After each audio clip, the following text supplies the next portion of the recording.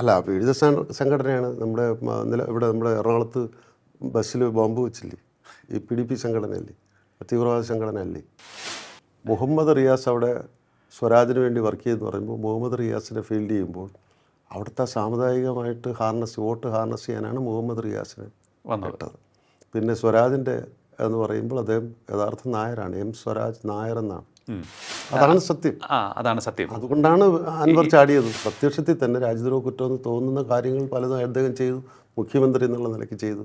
പിണറായി വിജയൻ്റെ ആ വക്രതയും അത്രയും വലിയ രാഷ്ട്രീയ ചാതുര്യമല്ല, കാപട്യ രാഷ്ട്രീയ ചാതുര്യം മറ്റാർക്കുമില്ല.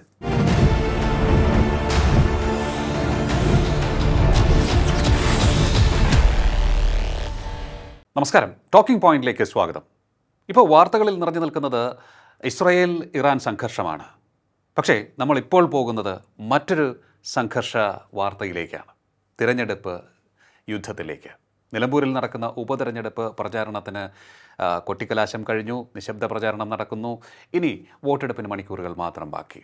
അവസാന കണക്കെടുപ്പിലേക്ക് കടക്കാം. നമുക്ക് ആർക്കാണ് മേൽക്കൈ, പ്രധാനമായും ചർച്ച ചെയ്യപ്പെട്ട വിഷയങ്ങൾ, അതിൻ്റെ മെറിറ്റ്.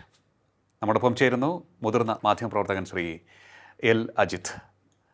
നമസ്കാരം, ടോക്കിംഗ് പോയിന്റിലേക്ക് സ്വാഗതം. നമസ്കാരം. തിരഞ്ഞെടുപ്പ് പ്രചാരണ രംഗത്തേക്കൊക്കെ കടക്കുമ്പോൾ ഒരു മന്ദതയായിരുന്നു. പക്ഷേ ആ മന്ദതയെ മറികടന്നുകൊണ്ട് ഒട്ടേറെ നമ്മൾക്കൊക്കെ തന്നെ നെറ്റി ചുളിക്കുന്ന തരത്തിലേക്ക് ഇതെന്തിന് ഇങ്ങനെയൊക്കെ പ്രചാരണ രംഗം പോകുന്നു, ഇങ്ങനെയുള്ള അഭിപ്രായ പ്രകടനങ്ങൾക്ക് കാരണമാകുന്ന തരത്തിലേക്ക് നിലമ്പൂർ പ്രചാരണം വേദിയാവുകയും ചെയ്തു. ഇപ്പോൾ പ്രചാരണം അവസാന ഘട്ടത്തിലേക്ക്, അല്ലെങ്കിൽ നിശബ്ദ പ്രചാരണം നടക്കുന്നു. വോട്ടെടുപ്പിന് ഇനി മണിക്കൂറുകൾ ബാക്കി. എന്താണ് അവിടുത്തെ ചിത്രം? ആർക്കാണ് മേൽക്കൈ എന്ന് തോന്നുന്നു? അത് നമ്മളിപ്പോൾ ഈ പിണറായി വിജയൻ്റെ തുടർഭരണം കിട്ടിയതിന് ശേഷം ഏതാണ്ട് 4 ഉപതെരഞ്ഞെടുപ്പുകൾ നടന്നു. അതിനകത്ത് ഏറ്റവും കൂടുതൽ ലിയോ പറഞ്ഞതുപോലെ ഏറ്റവും കൂടുതൽ വിവാദപരമായിട്ടുള്ള ചർച്ചയ്ക്കും അല്ലെങ്കിൽ കേരള രാഷ്ട്രീയത്തിൽ കേരള ജനതയ്ക്ക് മൊത്തം ഒരു പ്രത്യേക താല്പര്യം ഈ നിലമ്പൂർ മണ്ഡലത്തിലേക്കുണ്ട് എന്നുള്ള ഒരു രാഷ്ട്രീയ സാഹചര്യം എത്തിയിരിക്കുന്നു. അതിൻ്റെ പശ്ചാത്തലം നമുക്കറിയാം. PV അൻവർ CPM-ൻ്റെ സ്വതന്ത്ര സ്ഥാനാർത്ഥിയായിട്ട് ആണ് 9 വർഷം അവിടെ MLA ആയിരുന്നു. അദ്ദേഹം ഇപ്പോൾ മുഖ്യമന്ത്രിയായിട്ടൊക്കെയുള്ള അഭിപ്രായ വ്യത്യാസത്തിൻ്റെ പേരിൽ അദ്ദേഹം രാജിവെച്ചു. അങ്ങനെ വന്നൊരു ഒഴിവാണ്. അപ്പോൾ കഷ്ടിച്ച് 9 മാസം ബാക്കിയുള്ളപ്പോൾ, 9 വർഷത്തെ മന്ത്രിസഭയിൽ ഇനി 9 മാസം ബാക്കിയുള്ളപ്പോൾ ഇനി ഒരു തെരഞ്ഞെടുപ്പ് വേണോ എന്നുള്ളതാണ് ആദ്യത്തെ ഒരു ചോദ്യം. അത് പൊതുജനം പൊതുവെ രാഷ്ട്രീയമായിട്ടും സാമ്പത്തികമായിട്ടും നമ്മൾ ഔന്നത്യമുള്ളൊരു ചിന്തയുള്ളൊരു സമൂഹമായതുകൊണ്ട് 9 മാസത്തേക്ക് ഇടയ്ക്ക് ഇങ്ങനൊരു തെരഞ്ഞെടുപ്പ് വേണോ എന്നുള്ളത്. പക്ഷെ അവിടെയാണ് പണം എന്താണ് ചിലവാകുന്നത്. പക്ഷെ അവിടെയാണ് ജനാധിപത്യത്തെ നമ്മൾ കാണേണ്ടത്. ജനാധിപത്യത്തിന് അവിടെ അതിന് ആവശ്യമാണ്. അങ്ങനെ 9 മാസം പോലും ഒരു ജനപ്രതിനിധി ഇല്ലാതെ ഒരു മണ്ഡലം ഉണ്ടാകരുത് എന്നുള്ള ജനാധിപത്യത്തിൻ്റെ ആ കെട്ടുറപ്പിന്, അല്ലെങ്കിൽ ആ ഒരു കോൺസ്റ്റിറ്റ്യൂഷണലായിട്ടുള്ള ഭരണഘടനാപരമായി ഉറപ്പ് നൽകുന്ന ജനാധിപത്യ സംവിധാനം വേണം. അതുകൊണ്ടാണ് തെരഞ്ഞെടുപ്പ് വെച്ചിരിക്കുന്നത്. അപ്പോൾ അവിടെ വന്നപ്പോൾ ലിയോ ചോദിച്ച ചോദ്യങ്ങൾ ഒരുപാട് പ്രസക്തമാകും. എന്തുകൊണ്ട് നിലമ്പൂരിന് ഇത്രയും പ്രസക്തി കിട്ടി? എന്തുകൊണ്ട് നിലമ്പൂർ രാഷ്ട്രീയത്തിന് ഇത്ര വലിയ പ്രാധാന്യം കിട്ടി? മുന്നണികൾ എന്തൊക്കെയാണ് പ്രചരണത്തിന് കൊണ്ടുവന്നത്? അപ്പോൾ നമുക്ക് പറയുമ്പോൾ ഇപ്പോൾ മേൽക്കൈ എല്ലാവരും പറയുന്നുണ്ട്. എല്ലാവരും പറയുന്നുണ്ട്. കാരണം നമുക്ക് പൊതുവെ അറിയാം, മത്സരിക്കാൻ നിൽക്കുന്ന സ്ഥാനാർത്ഥിയെങ്കിലും തോന്നുമല്ലോ എനിക്ക് ജയിക്കണം. ആ സ്ഥാനാർത്ഥിയെങ്കിലും സ്വയം ചിന്തിക്കും അയാളും ജയിക്കാനാണ് മത്സരിക്കുന്നതെന്ന്. അപ്പം മുന്നണികളും പറയും ഞങ്ങൾ ജയിക്കാൻ വേണ്ടിയാണ് മത്സരിക്കുന്നത്. അതാണ് ഒന്നാമത്തെ അവിടുത്തെ ഒരു പ്രവർത്തനത്തിൻ്റെ രീതി. അതെ, ഒരു രീതി വന്നത്. ആദ്യം വിവാദമായത് അൻവറിൻ്റെ വിഷയമാണ്. അൻവർ ഇടതുപക്ഷത്തിൽ നിന്നും ഇറങ്ങി UDF-ലേക്ക് പ്രവേശിക്കാൻ എല്ലാ സാധ്യതകളും തെളിഞ്ഞു. പക്ഷേ UDF-നകത്തേക്ക് എത്തിയതുമില്ല. അദ്ദേഹം തന്നെ ഉയർത്തിവിട്ട വിവാദം അദ്ദേഹത്തിന് വിനയാവുകയായിരുന്നു എന്ന് പറയുന്നതായിരിക്കും ശരിയെന്ന് തോന്നുന്നു. തീർച്ചയായും. കാരണം അൻവറെ സംബന്ധിച്ച് അൻവർ വളരെ ഡൊസൈലായിട്ട്, വളരെ ഒബീഡിയൻ്റ് ആയിട്ടുള്ള ഒരു സ്വതന്ത്ര MLA ആയിട്ട് പിണറായി വിജയൻ്റെ കീഴിലാണ് നിന്നു. പിണറായി വിജയൻ്റെ കീഴിൽ സ്വതന്ത്ര MLA ആയിട്ട് വളരെ ഒരു ഒബ്ലൈജിങ് ആയിട്ടുള്ള ഒരു ആളായിട്ട് നിന്നു. പക്ഷേ അദ്ദേഹത്തിന് ഉള്ള വ്യക്തിഗത താല്പര്യങ്ങൾ, വെസ്റ്റേൺ ഇൻട്രസ്റ്റ് ഉണ്ടായിരുന്നു. അതെല്ലാം അംഗീകരിച്ചു കൊടുത്തിരുന്നിടത്തോളം കാലമാണ് പുള്ളി ഒബീഡിയൻ്റ് ആയിട്ട് നിന്നത്. അതിന് വിരുദ്ധമായിട്ട് നിൽക്കാൻ പറ്റിയില്ല എന്നുള്ളതാണ്. അപ്പോൾ വളരെ ഉച്ചത്തിൽ ആരെക്കാൾ കൂടുതൽ, കാര്യം ഭരണപക്ഷത്തിൻ്റെ MLA എന്നുള്ള നിലയ്ക്കും സ്വതന്ത്ര MLA എന്നുള്ള നിലയ്ക്കും മുഖ്യമന്ത്രിയോടുണ്ടായിരുന്ന സ്വാധീനം കൊണ്ടും അടുപ്പം കൊണ്ടും പുള്ളിക്ക് ഇതിനകത്ത് നടക്കുന്ന എല്ലാ കഥകളും അറിയാം. അദ്ദേഹം പറഞ്ഞ കാര്യങ്ങളൊക്കെ ഏറെക്കുറെ സത്യമെന്നാണോ അങ്ങ് പറയുന്നത്? തീർച്ചയായിട്ടും അതാണല്ലോ പിന്നെ UDF പറഞ്ഞതുമല്ല. നമ്മൾ പറയുന്നത് നമുക്കറിയാത്ത കാര്യങ്ങളാണ്. നമ്മൾ മാധ്യമപ്രവർത്തകർക്ക് അറിയാത്ത കാര്യങ്ങൾ നമ്മളെങ്ങനെ അറിയുന്നത്? അപ്പോൾ ഒരാൾ പറയുമ്പോഴല്ലേ അറിയുന്നത്. അപ്പോൾ അത് ഏറ്റവും കൂടുതൽ രാപ്പനെ അറിയുന്ന ആളാണ്. അല്ല, LDF ചോദിക്കുന്നത് ഇതിനൊക്കെ എന്ത് തെളിവാണ്, വാട്ട് ഈസ് ദി ഇതാണ് ചോദിക്കുന്നത്. നിങ്ങൾ ഇത്രയും കൃത്യമായി പറയാൻ സാധിക്കുന്നത് ഈ അൻവർ പോലൊരാൾ പറയുന്നതിന് എങ്ങനെ നിങ്ങൾ മുഖവിലേക്ക് എടുക്കുന്നു എന്നൊക്കെയാണ് ലിയോയെടുത്ത്. അതാണ് ഞാൻ ഈ രാപ്പനി എന്ന് പറഞ്ഞത്, കൂടെ കിടക്കുന്നവർക്ക് രാപ്പനി അറിയൂ എന്നുള്ള മലയാളത്തിലെ ഒരു ചൊല്ലുണ്ടല്ലോ പരമക്കാർ പറയുന്നത്. അതാണ് ഞാൻ രാപ്പനി എന്ന് പറഞ്ഞത്. ഏറ്റവും കൂടുതൽ അൻവർ ഭരണകക്ഷി എന്നുള്ള നിലയ്ക്ക് സർക്കാരുമായിട്ട് അടുത്ത് നിന്നിരുന്ന വ്യക്തിയാണ്. പ്രത്യേകിച്ച് പിണറായി വിജയനുമായിട്ട് വളരെ അടുത്ത സന്തത സഹചാരിയായിട്ട് നിന്ന ആളാണ്. അതെ. അപ്പോഴാണ് അദ്ദേഹത്തിന് അല്ലെങ്കിൽ അദ്ദേഹം പ്രതിനിധാനം ചെയ്യുന്ന സമുദായത്തിനും നിരക്കാത്ത പരാമർശങ്ങളൊക്കെ മുഖ്യമന്ത്രിയിൽ നിന്ന് വരികയും നിലപാടുകൾ, പരാമർശമല്ല വന്നിരിക്കുന്നത്, ഒരുപാട് നടപടികൾ വന്നു. ആ സമുദായത്തിനെതിരെ ഒരുപാട് നടപടികൾ വന്നു. രണ്ട്, മുഖ്യമന്ത്രിയുടെ ചായ്വ് പുള്ളിക്ക് വ്യക്തിപരമായ പുള്ളിയുടെ കാര്യങ്ങൾ സാധിച്ചെടുക്കാൻ വേണ്ടി കേന്ദ്ര സർക്കാരിനെ അനുകൂലിക്കുന്ന, കേന്ദ്ര സർക്കാരിൻ്റെ രാഷ്ട്രീയത്തിനെ അനുകൂലിക്കുന്ന നിലപാടുകൾ വന്നപ്പോൾ അൻവറിനെ പോലുള്ള ഒരു ന്യൂനപക്ഷ സമുദായത്തിൽ നിന്ന് വരുന്ന ഒരാൾക്ക് നിൽക്കാൻ പ്രയാസമായി. അതാണ് നമ്മൾ എനിക്ക് തോന്നുന്നു ഈ വിഷയത്തിൽ മതരാഷ്ട്രീയം അവിടെ കടന്നു വരുന്നു. ഈ തെരഞ്ഞെടുപ്പ് പ്രഖ്യാപനത്തിന് മുൻപ് തന്നെ ഈ ഞാൻ ഒരു അല്പം നമുക്ക് പിന്നിലേക്ക് നോക്കേണ്ടി വന്നേക്കും. കാരണം ഈ നല്ലൊരു ശതമാനം ഹിന്ദു വോട്ടുകളിൽ നിന്നും ചോർച്ചയുണ്ടാകുന്നു BJPയിലേക്ക്. അത് തടയിടാൻ വേണ്ടി മുഖ്യമന്ത്രിയുടെ നിലപാടിൽ മാറ്റമുണ്ടായി എന്ന് നിരീക്ഷകർ കരുതുന്നു. അതാണ് സത്യം. അതാണ് സത്യം. അതുകൊണ്ടാണ് അൻവർ ചാടിയത്. അതുകൊണ്ടാണ് ഈ നിലമ്പൂരിൽ മതരാഷ്ട്രീയം വന്നതുമെന്നാണ് അങ്ങ് കരുതുന്നത്. തീർച്ചയായിട്ടും. അത് ലിയോ പറഞ്ഞതിന് ഒരു 4 വർഷം പിന്നിലോട്ടുകൂടെ ചിന്തിക്കണം. മുഖ്യമന്ത്രി പിണറായി വിജയൻ്റെ താല്പര്യം, അദ്ദേഹത്തിൻ്റെ നിലപാട്, സാമുദായിക നിലപാട്, അത് BJPക്ക് അനുകൂലമായിട്ടുള്ളതാണ്. ഇപ്പോൾ ജനറൽ സെക്രട്ടറി ആയിട്ട് വന്ന MA ബേബി പോലും പറഞ്ഞു, കഴിഞ്ഞ 9 വർഷമായിട്ടാണ് ഇവിടെ RSS സംഘപരിവാർ ഏറ്റവും കൂടുതൽ വളർന്നു എന്ന് പറയുന്നത്. അപ്പോൾ അതിന് ഇപ്പോൾ നമുക്ക് പ്രത്യക്ഷത്തിൽ നമുക്ക് കാണാം, ഫീൽഡിൽ ഇറങ്ങുമ്പോൾ നമുക്ക് മനസ്സിലാക്കും, ഏറ്റവും കൂടുതൽ സംതൃപ്തരായിട്ടുള്ള പ്രവർത്തകരെന്ന് പറയുന്നത് RSS സംഘപരിവാറുകാരാണ്. CPMകാർ പോലും അല്ല. അപ്പോൾ ഈ 9 വർഷം പിണറായി വിജയനെ ഉന്നം വെച്ചുകൊണ്ടാണ് ബേബി പറഞ്ഞതെന്ന് അങ്ങ് കരുതുന്നുണ്ടോ? ബേബി പറഞ്ഞത് വസ്തുതയാണ്. പിണറായി വിജയനെ ഉന്നം വെച്ചോ എന്നുള്ളതല്ല, അത് ഫാക്റ്റാണ് പറഞ്ഞത്. മാറ്റർ ഓഫ് ഫാക്റ്റ് എന്ന് പറയുന്നത് ഇവിടെ RSS വളർന്നത് ഈ കഴിഞ്ഞ 9 വർഷത്തിലാണ്. അതിന് അത് ബോധപൂർവം പിണറായി വിജയൻ ചെയ്ത പല കാര്യങ്ങളുമായിരിക്കും, അതോ അദ്ദേഹം അറിയാതെ ചെയ്തു പോയ കാര്യങ്ങൾ? എല്ലാം ബോധപൂർവം ചെയ്തതാണ്. അതാണ് സെൽഫ് ബിട്രയലാണ്. കാരണം പിണറായി വിജയനെ സംബന്ധിച്ച് അദ്ദേഹത്തിനെതിരെയുള്ള കേസുകൾ, അദ്ദേഹത്തിനെതിരെയുള്ള കേസ് പ്രധാനം ലാവ്ലിൻ കേസ് എന്നൊക്കെയാണ് നമ്മൾ പറഞ്ഞു വന്നത്. പക്ഷേ ലാവ്ലിൻ കേസിനേക്കാളും വളരെയധികം രാജ്യദ്രോഹ കുറ്റം വന്നിട്ട് നമുക്ക് എടുക്കാവുന്ന, പ്രത്യക്ഷത്തിൽ തന്നെ രാജ്യദ്രോഹ കുറ്റമെന്ന് തോന്നുന്ന കാര്യങ്ങൾ പലതും അദ്ദേഹം ചെയ്തു, മുഖ്യമന്ത്രി എന്നുള്ള നിലയ്ക്ക് ചെയ്തു. അപ്പോൾ അതിനകത്ത് നിന്ന് രക്ഷപ്പെടുത്തുന്ന ആരാണ്? അത് ഈ ജസ്റ്റിസ് ഇംപ്ലിമെൻറ്റിംഗ് അതോറിറ്റി എന്ന് പറയുമ്പോൾ ഒരു രാജ്യത്തെ സംബന്ധിച്ച് പ്രധാനമന്ത്രിയും ആഭ്യന്തരമന്ത്രിയാണ്, കേന്ദ്ര ആഭ്യന്തരമന്ത്രി. ഒരു സംസ്ഥാനത്ത് വരുമ്പോൾ അത് മുഖ്യമന്ത്രിയാണ്. മുഖ്യമന്ത്രി കൈകാര്യം ചെയ്യുന്ന ആഭ്യന്തര വകുപ്പാണ്. അപ്പോൾ തന്നെക്കുറിച്ചുള്ള ആക്ഷേപങ്ങൾ, അപ്പോൾ ഇത് എനിക്ക് തോന്നുന്നു അവിടെയാണ് ഇൻ്റർ കണക്റ്റഡ് ആവുന്നത്. തെളിവ് എവിടെയെന്നുള്ള ചോദ്യം. തെളിവ് അതാ ഞാൻ പറഞ്ഞത്. തെളിവ് എങ്ങനെയാണ് വരുന്നത്? തെളിവ് ആരാണ് പ്രൊഡ്യൂസ് ചെയ്യേണ്ടത്? ഞാൻ തന്നെ കൾപ്രിറ്റ് ആയിരിക്കുന്ന ഒരു സാഹചര്യത്തിൽ ഞാൻ തന്നെ നടപടി എടുക്കണമെന്ന് പറഞ്ഞപ്പോൾ ഞാൻ നടപടി എടുക്കുമോ? ഇല്ല. എനിക്ക് കീഴിലുള്ള ഏജൻസികൾ, ഇൻ്റലിജൻസ് ആണെങ്കിലും വിജിലൻസ് ആണെങ്കിലും അല്ല ലോ ആൻഡ് ഓർഡർ ആണെങ്കിലും ഞാൻ ഭരിക്കുമ്പോൾ എനിക്ക് കീഴിലുള്ളവർ എനിക്കെതിരെ നടപടിക്ക് വരില്ല. പിന്നെ ഉണ്ട്, അല്ല ഡിയോ ചോദിച്ചതിന് വേറൊരു കാര്യം കൂടെ ഉണ്ട്. ഇതിന് പിന്നെ നടപടിയെടുക്കേണ്ട ആരാണ്? കേന്ദ്ര സർക്കാരാണ്. കേന്ദ്ര സർക്കാർ എന്തുകൊണ്ട് ഇവിടെ നടപടി എടുക്കുന്നില്ല എന്നുള്ളൊരു ചോദ്യം വന്നിട്ടുണ്ട്. ഭയങ്കരമായ നെക്സസ് ഉണ്ടല്ലേ. അത് വളരെ ഒബ്വിയസ് ആയിട്ടുള്ള നെക്സസ്സാണ്. അതിന് കാരണം, അത് നമ്മൾ പറയാൻ കാരണം, ഈ BJP സർക്കാർ ഇപ്പോൾ 11 വർഷമാകുന്നു. തുടർഭരണവും കിട്ടി, 3ാം തുടർഭരണം അവർക്ക് കിട്ടിയിരിക്കുന്നു. BJP ഇതര സംസ്ഥാന സർക്കാരുകളുടെ മുഖ്യമന്ത്രിമാരെ ആക്ഷേപങ്ങൾ, BJPക്കാരുണ്ടാക്കുന്ന ആക്ഷേപങ്ങളുടെ പേരിൽ അറസ്റ്റ് ചെയ്തപ്പോൾ ഇവിടെ ഇവൻസ് ഓഫ് കറപ്ഷൻ ഉണ്ടായിട്ട് അന്വേഷണമില്ല. ആക്ഷേപമല്ല, ഇവൻസ് ഓഫ് കറപ്ഷൻ. അത് കുറച്ചുകൂടെ തെളിച്ച് വേണമെങ്കിൽ പ്രേക്ഷകർക്ക് മനസ്സിലാകാൻ അവർക്ക് മനസ്സിലാവും. എങ്കിലും അവർക്ക് കുറച്ചുകൂടെ തെളിച്ച് പറഞ്ഞാൽ ഇവിടെ ഇവിടെ നമ്മുടെ UAE കോൺസുലേറ്റ് കൊണ്ടുവന്നത് ആരാണ്? മുഖ്യമന്ത്രിയായിരുന്ന ഉമ്മൻചാണ്ടിയാണ്. പക്ഷെ ഒരിക്കൽ പോലും അദ്ദേഹം UAE കോൺസുലേറ്റിലെ അധികാരികളെ കാണാൻ പോയത്?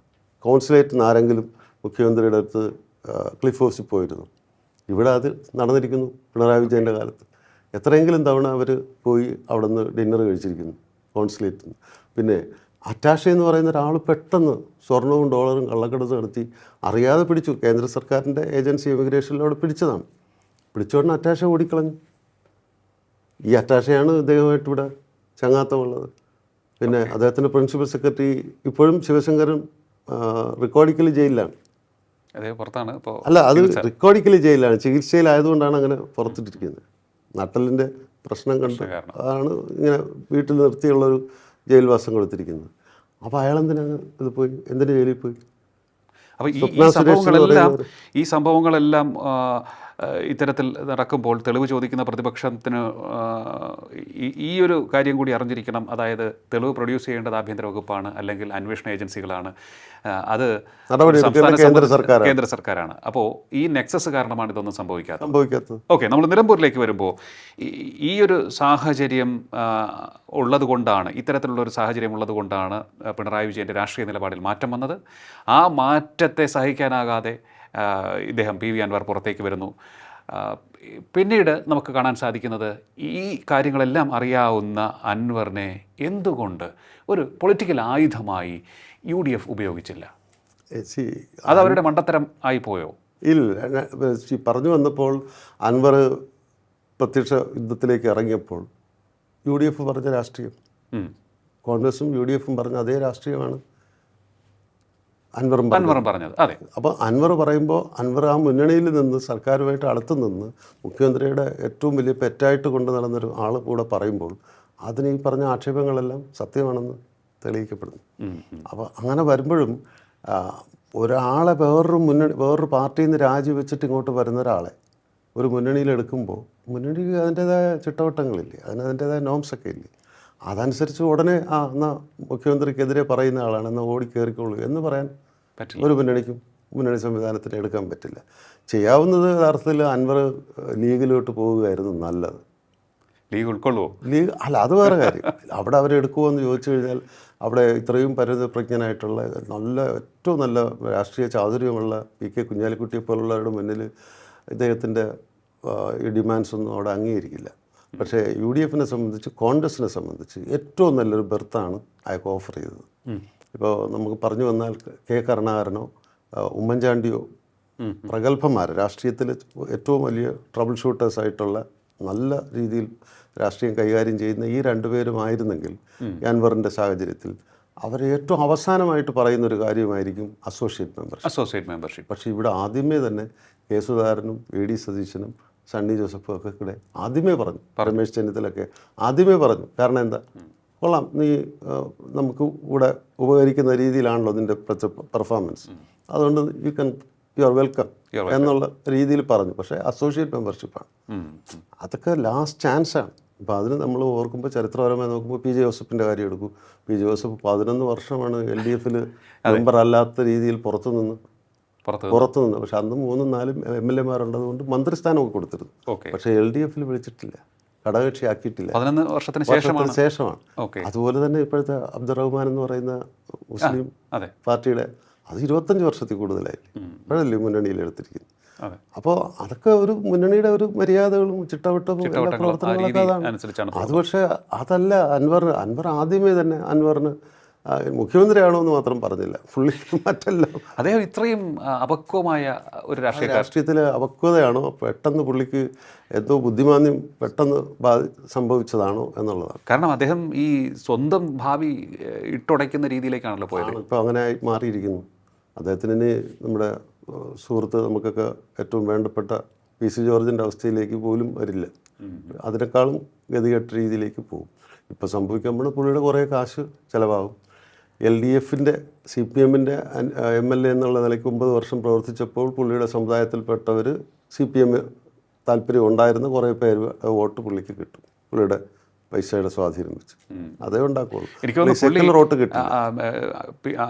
അൻവറിനെ സംബന്ധിച്ചിടത്തോളം ഒരു പാർട്ടിയുടെ ഭാഗമാകാൻ ആഗ്രഹിക്കില്ല അദ്ദേഹം ഒരു കാരണവശാലും. കാരണം സ്വതന്ത്രനായി നിൽക്കുകയാണെന്നുണ്ടെങ്കിൽ സ്വന്തം പാർട്ടിയുടെ രാജാവായി തന്നെ തുടരാം, അല്ലെങ്കിൽ സ്വന്തം നിലപാടുകളുടെ രാജാവായി തുടരാൻ മതിയാണ്. അതാണ് നമ്മൾ രണ്ട് കാര്യവും പറഞ്ഞത്. അസോസിയേറ്റ് മെമ്പർ എന്ന് പറയുന്നത് ഘടകകക്ഷിയുടെ ഒരു നേച്ചറിലാണ്. അതെ, മറ്റേ ലീഗിലോട്ട് പോകുക എന്ന് പറയുമ്പോൾ ഒരു പാർട്ടിയിലേക്ക് പോവാണ്.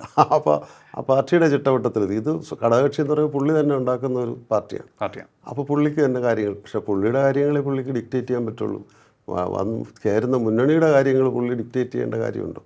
അതെ അതെ, അത് പറ്റില്ല, അത് നടക്കാത്ത കാര്യം. തീർച്ചയായിട്ടും. അപ്പോൾ അത് ആ ഒരു വിഷയം അങ്ങനെ നിൽക്കുമ്പോൾ അൻവറിൽ ചുറ്റിപ്പറ്റി ചർച്ചകൾ തുറന്നുകൊണ്ടിരിക്കുമ്പോഴാണ് പിന്നീട് ഈ ചില വർഗീയ സംഘടനകൾ അല്ലെങ്കിൽ ജാതി സംഘടനകൾ ഈ തിരഞ്ഞെടുപ്പ് പ്രചരണ രംഗം ഹൈജാക്ക് ചെയ്യുന്നതായി നമുക്ക് കാണാൻ സാധിക്കുന്നത്. പിന്നീട് ചർച്ചകളെല്ലാം തന്നെ ആ രീതിയിലേക്ക് പോവുകയാണ്. ഒരു അൺഹെൽത്തി പരാമർശങ്ങളും അൺഹെൽത്തി രീതിയിലേക്ക് പൂർണ്ണമായും പ്രചരണ രംഗം മാറുന്നു.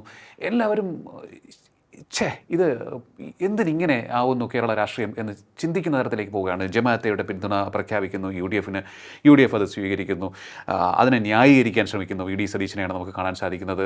ഒരു കർക്കശക്കാരനായ രാഷ്ട്രീയ നേതാവിൽ നിന്നും അത്രയേറെ താഴേക്ക് ഇറങ്ങേണ്ടി വന്നു അദ്ദേഹത്തിന്. ഒന്ന്. രണ്ട്, അത് കണ്ടുടൻ തന്നെ സമസ്ത ഇടതുപക്ഷത്തെ നിലപാട് കൂടുതൽ ഉറപ്പിക്കുന്നു. അപ്പോൾ വീണ്ടും ഒരു ജാതി മത വർഗീയ ചർച്ചകൾ അവിടെ വരികയാണ്. ഒരു പോളറൈസേഷൻ അതിലൂടെ അവിടെ ഉണ്ടാക്കിയെടുക്കാൻ ശ്രമിക്കുകയാണോ? അല്ലെങ്കിൽ ഈ ചില സംഘടനകളുടെ കെണിയിൽ പ്രമുഖ രാഷ്ട്രീയ പാർട്ടികൾ വീഴുകയായിരുന്നു ഉണ്ടായത്? നമ്മൾ മനസ്സിലാക്കേണ്ടത് കേരളം പൊളിറ്റിസൈസ്ഡ് സ്റ്റേറ്റാണ്.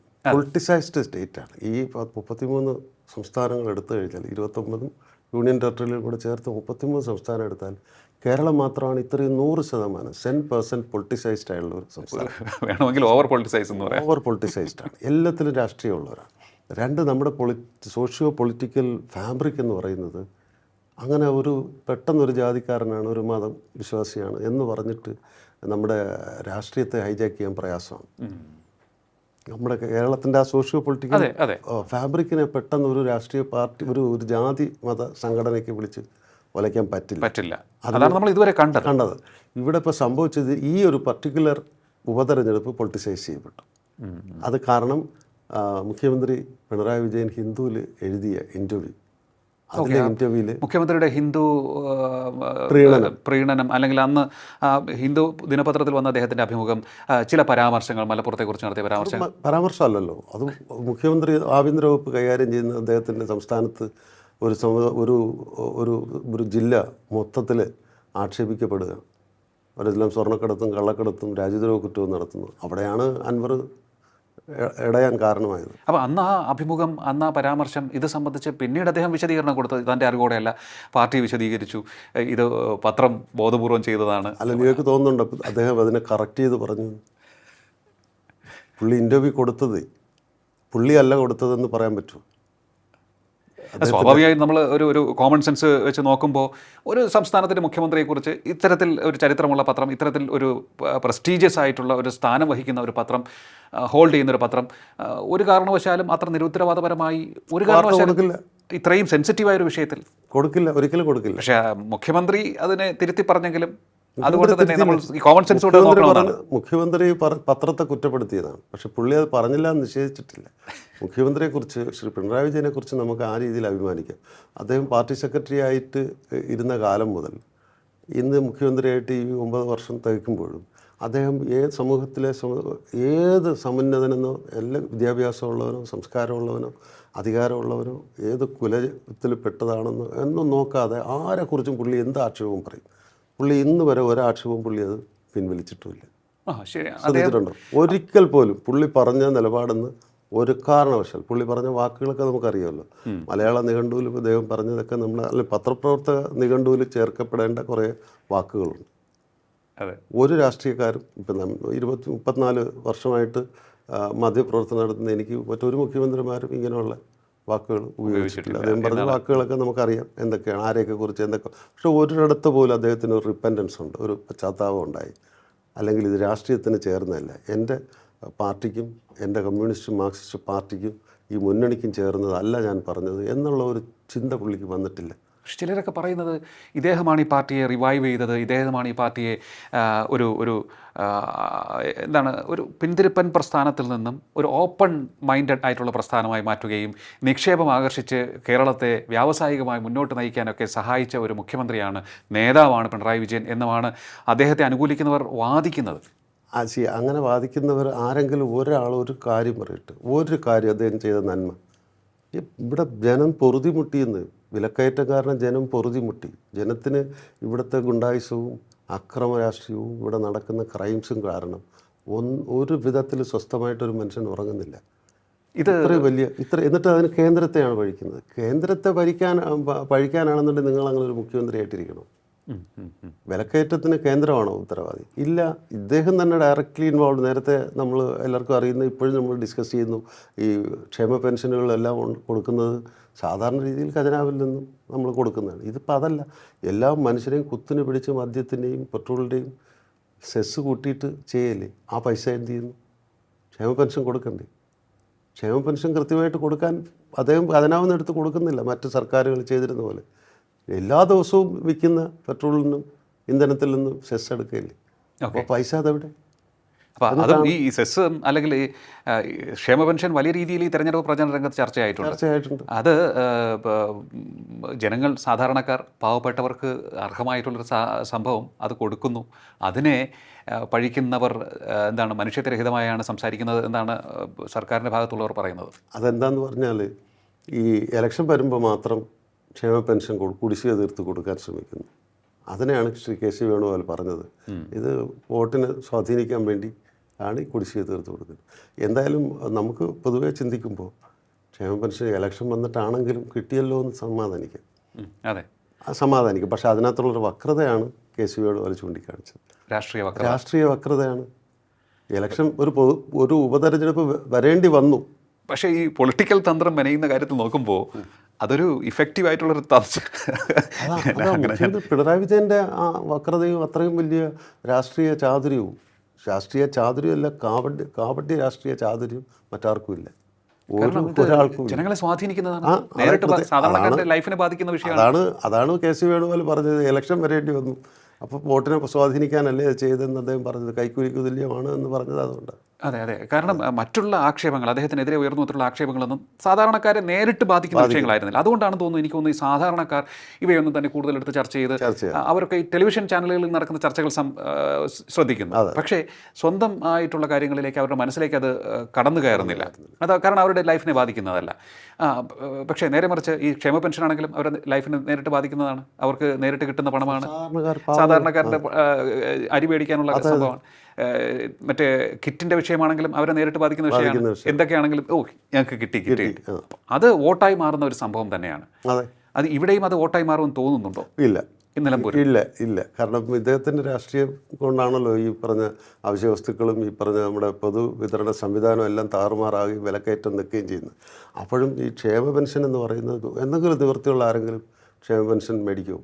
എന്തെങ്കിലും നിവൃത്തിയുള്ള ഒരാൾ ക്ഷേമ പെൻഷന് വേണ്ടി വെയിറ്റ് ചെയ്യും. ഓക്കെ, അതൊരു കാര്യമാണ്. പക്ഷേ ഇത്തരത്തിൽ ഈ ജനങ്ങളുടെ ജീവിതം ദുസ്സഹമാകുന്ന വിലക്കയറ്റം മൂലം, അല്ലെങ്കിൽ പല കാര്യങ്ങൾ കൊണ്ട്, അടിസ്ഥാന സൗകര്യത്തിൻ്റെ അപര്യാപ്തത കൊണ്ട് പലപ്പോഴും പല കാര്യങ്ങളും മുട്ടിപ്പോകുന്നൊരവസ്ഥയിലേക്ക് പോകുന്നു.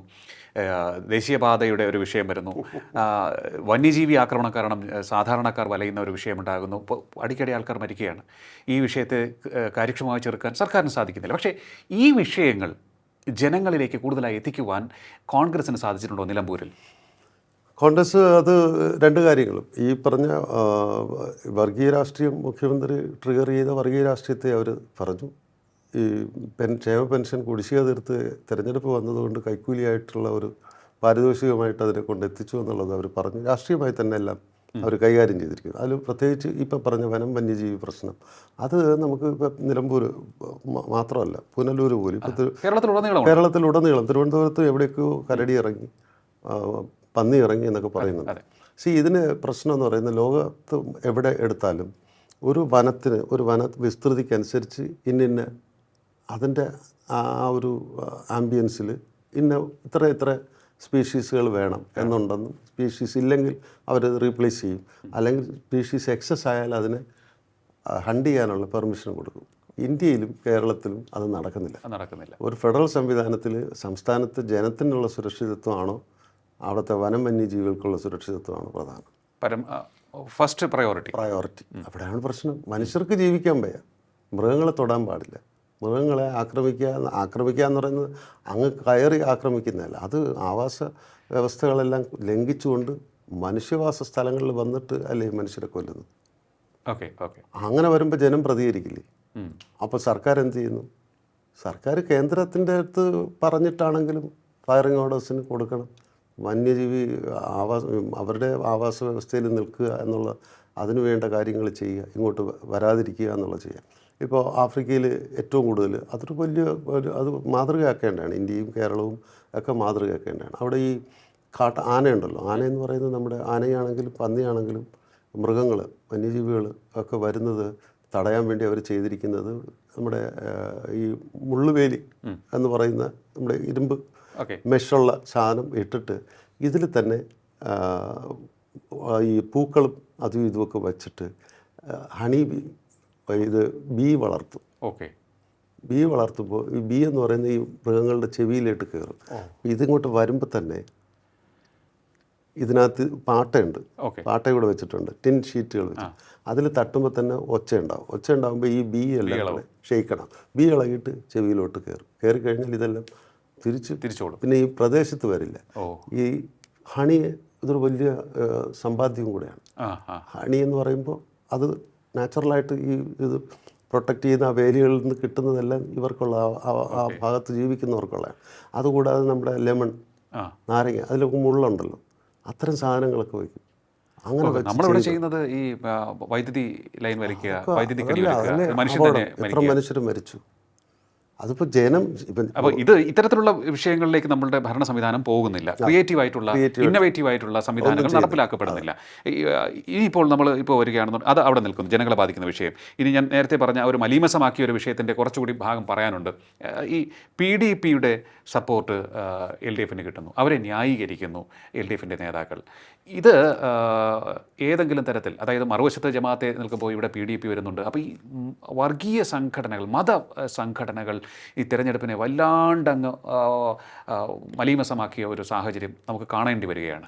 ഇത് വരും നാളുകളിൽ LDFന് എത്രത്തോളം തലവേദന സൃഷ്ടിക്കുന്ന ഒന്നായിരിക്കും കോവിശദീകരണം കൊടുക്കുമ്പോഴൊക്കെ?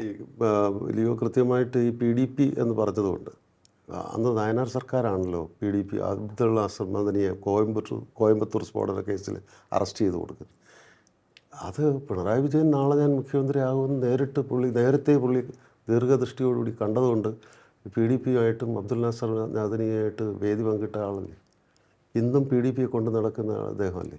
ഇപ്പോൾ മറ്റ് ജമാഅത്തെ ഇസ്ലാമി പോലുള്ളവർ UDFനെ സപ്പോർട്ട് ചെയ്യുമ്പോൾ അത് വർഗീയവാദവും, PDP പോലെ അബ്ദുൾ നാസർ മദനിയെ പോലെ PDP പീഡിത സംഘടനയാണെന്നാണ് ഗോവിന്ദൻ പറഞ്ഞത്. അല്ല, പീഡിത സംഘടനയാണ്. ഇവിടെ നമ്മുടെ എറണാകുളത്ത് ബസ്സിൽ ബോംബ് വെച്ചില്ലേ, ഈ PDP സംഘടനയല്ലേ, തീവ്രവാദ സംഘടനയല്ലേ?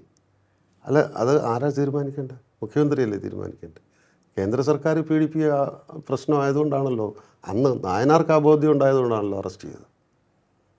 അദ്ദേഹത്തിനെ എന്നെ അറസ്റ്റ് ചെയ്തത് അതുകൊണ്ടാണല്ലോ. അപ്പോൾ ഈ സംഭവങ്ങളല്ലേ LDFൽ വരുമ്പോൾ, CPMൽ വരുമ്പോൾ പിണറായി ഇവരെ ആലിംഗനം ചെയ്യുമ്പോൾ അവർ സെക്യുലറിസവും, മറ്റുള്ളവർ അതേപോലുള്ള മറ്റൊരു സംഘടന UDFലേക്ക് പോകുമ്പോൾ അത് മതവാദവും അല്ലെങ്കിൽ മതതീവ്രവാദികളും എന്ന് പറയുന്നത് ഇരട്ട സ്റ്റാൻഡേർഡ്. അത് കേരള രാഷ്ട്രീയത്തിൽ അംഗീകരിക്കില്ല.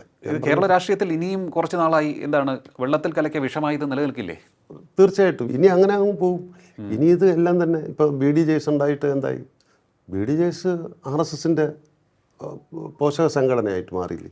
RSSലേക്ക് റിക്രൂട്ട് ചെയ്യുന്ന ഹിന്ദു ഒരു പാർട്ടിയാണ് CPM എന്ന് വേണമെങ്കിൽ നമുക്ക് പറയാം. ഹിന്ദുക്കളുടെ അതിൽ കൂടുതലും ഈ പറഞ്ഞ വെള്ളാപ്പള്ളി നടേശൻ പ്രതിനിധാനം ചെയ്യുന്ന ആ സംഘടനയിൽ പെട്ടവരുടെ ഒരു മുന്നേറ്റം ഇതിനകത്തുണ്ട്. ശക്തി കേന്ദ്രം കൂടെയാണ് CPM. ആ CPMനെ ക്ഷീണിപ്പിക്കാൻ BD ജെയ്സ് പോരെ. പക്ഷേ BD ജെയ്സ് എന്ന് പറയുന്ന ഒരു സംവിധാനത്തിൽ പിണറായി വിജയൻ അതിനെ ആ രീതിയിൽ എടുക്കാതെ BD ജെയ്സിൻ്റെ ചെയർമാനുമായിട്ട് ഏറ്റവും നല്ല ചങ്ങാത്തമുള്ള ആളല്ലേ പിണറായി വിജയൻ. അപ്പോൾ അദ്ദേഹത്തിൻ്റെ ജാതി പ്രീണനം മനസ്സിലായില്ലേ. എന്നിട്ട് അദ്ദേഹം ഈ തുടർഭരണം കിട്ടിയപ്പോൾ അങ്ങനെ BJPയുടെ 5% വോട്ട് നഷ്ടപ്പെട്ടതിനെക്കുറിച്ച് അവരിത് പറയുന്നില്ല. ആർക്ക് പോയി, എവിടെ പോയി? അത് CPMന് കിട്ടിയതുകൊണ്ടാണ് ഇന്ന് തുടർഭരണം കിട്ടിയത്. എന്നിട്ട് അദ്ദേഹം പിന്നെ മുസ്ലിം നേതാക്കന്മാരുമായിട്ട് ചങ്ങാത്തത്തിന് പോയി. അപ്പോൾ അവർക്ക് മനസ്സിലായി അവരെ കൊണ്ടുവന്ന് സംഘപരിവാറിൻ്റെ തൊഴുത്തിൽ കെട്ടാനുള്ള ശ്രമമാണ്. അപ്പോഴാണ് അവർ മാറിയതും അദ്ദേഹം ഇൻ്റർവ്യൂ കൊടുക്കുന്നതും മുസ്ലിം സംഘടനകൾക്കെതിരെ വർഗീയ പാർട്ടിയെന്നും ആക്ഷേപിക്കാൻ തുടങ്ങിയത്. അതാണ് ചരിത്രം. ഇതിപ്പോൾ നമ്മളിപ്പോൾ വർത്തമാനത്തിലേക്ക് വരുമ്പോൾ നിലമ്പൂരിൽ UDF സ്വഭാവമുള്ള അല്ലെങ്കിൽ UDFന് മേൽക്കൈയുള്ള ഒരു മണ്ഡലമാണ്. അവിടെ ഈ കഴിഞ്ഞ 2 തെരഞ്ഞെടുപ്പുകളിലും LDF സ്വതന്ത്രനായി വിജയിച്ചു PV അൻവർ. വീണ്ടും അത് UDFിലേക്ക് പോകുമോ മണ്ഡലം, അതോ LDFിനൊപ്പം നിൽക്കുമോ?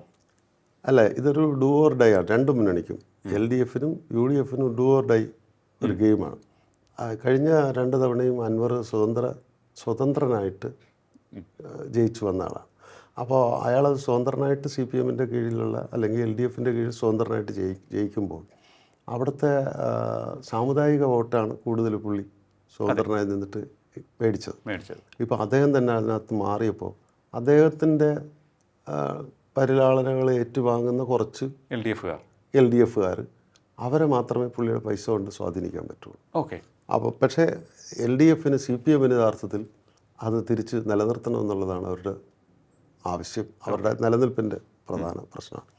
UDFിനെ സംബന്ധിച്ച് 30 വർഷത്തോളം ആര്യാടൻ മുഹമ്മദ് എന്ന് പറയുന്ന വലിയൊരു ലെജൻഡറി കോൺഗ്രസ് പ്രവർത്തകൻ, അദ്ദേഹത്തിൻ്റെ മണ്ഡലമാണ്. അപ്പോൾ അത് പ്രോ UDF ആണ്. ഓക്കെ, അതെ, പ്രോ UDF ആണ്. അപ്പോൾ അവർക്കത് തിരിച്ചു പിടിക്കണം എന്നുള്ളതാണ് അവരുടെ. ഇപ്പോൾ അതിന് ആര്യാടൻ ഷൗക്കത്തിന് അത് എത്രത്തോളം സാധിക്കും? അല്ലെങ്കിൽ UDF സംവിധാനം ആകെ അവിടെ എനിക്ക് തോന്നുന്നു വളരെ ശക്തമായി അവരവിടെ ഫൈറ്റ് ചെയ്തിട്ടുണ്ട്, ഈ വർക്ക് ചെയ്തിട്ടുണ്ട്. അത് വോട്ടിങ്ങിലേക്ക് മാറാൻ, അതായത് നേരിയ ഭൂരിപക്ഷത്തിലെങ്കിലും അവർക്ക് ജയിക്കാൻ സാധിക്കുമോ? തീർച്ചയായിട്ടും നമ്മൾ മനസ്സിലാക്കുന്നത് ഈ ഫീൽഡിൽ ഇപ്പോഴും ഇന്നലെയും ഒക്കെ പോയി തിരിച്ചു വന്ന് അവരോട് സംസാരിച്ചതിൻ്റെ അർത്ഥത്തിൽ ഞാൻ മനസ്സിലാക്കുന്നത് നേരിയ ഭൂരിപക്ഷം എങ്കിലും UDFിനെ കിട്ടുള്ളൂ എന്നുള്ളത്. UDFിനെ കിട്ടുള്ളൂ. ഈ അൻവറിൻ്റെ സ്വാധീനം അധികം ബാധിക്കില്ല, UDFിനെ ബാധിക്കില്ല എന്നുള്ളതാണ് മനസ്സിലാക്കുന്നത്. സ്വരാജിനെ പോലെ ഒരു സ്ട്രോങ് എന്ന് വളരെ കരുത്തനായ നേതാവെന്ന് CPM വിശേഷിപ്പിക്കുന്ന ഒരാളെ കൊണ്ടുവന്നു. സ്വതന്ത്രനിലേക്ക് പോയില്ല ഇക്കുറി CPM.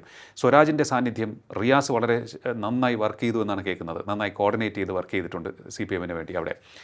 ഇത് LDFിന് ആത്മവിശ്വാസം നൽകുന്ന ഘടകമെന്നാണ് അവർ അവകാശപ്പെടുന്നത്. അല്ല, അത് ലിയോ അതിനകത്ത് ഒന്ന് എഡിറ്റ് ചെയ്ത് പറഞ്ഞു അല്ലേ. അതായത് മുഹമ്മദ് റിയാസ് അവിടെ സ്വരാജിന് വേണ്ടി വർക്ക് ചെയ്തെന്ന് പറയുമ്പോൾ മുഹമ്മദ് റിയാസിനെ ഫീൽഡ് ചെയ്യുമ്പോൾ അവിടുത്തെ സാമുദായികമായിട്ട് വോട്ട് ഹാർനസ് ചെയ്യാനാണ് മുഹമ്മദ് റിയാസിനെ വന്നിട്ടത്. പിന്നെ സ്വരാജിൻ്റെ എന്ന് പറയുമ്പോൾ അദ്ദേഹം യഥാർത്ഥ നായരാണ്, M സ്വരാജ് നായർ എന്നാണ്. അയാൾ അവിടത്തുകാരനാണ് ബൈ ബർത്ത്. പക്ഷെ അദ്ദേഹം പലതവണ 2 തവണ മത്സരിച്ചത് തൃപ്പൂണിത്തുറയാണ്, എന്നിട്ട് എറണാകുളത്തുകാരനാണെന്ന് പറയുകയും ചെയ്തു. ഇപ്പോഴല്ലല്ലോ. അപ്പോൾ അയാളുടെ ജന്മദേശത്തെക്കുറിച്ച് ചിന്തിക്കേണ്ടത് ഇപ്പോഴല്ലല്ലോ. ആവശ്യം വന്നപ്പോഴാണ്, അത് പാർട്ടിക്ക് ആവശ്യം വന്നപ്പോൾ മറ്റൊരു സ്വതന്ത്രനെ, സാധാരണ രീതിയിൽ എപ്പോഴും സ്വതന്ത്രനെ വെച്ചാണ് ഒരു CPM LDF മുന്നേറ്റം നടത്താറുള്ളത്. ഇത്തവണ സ്വതന്ത്രനിലേക്ക് പോയില്ല.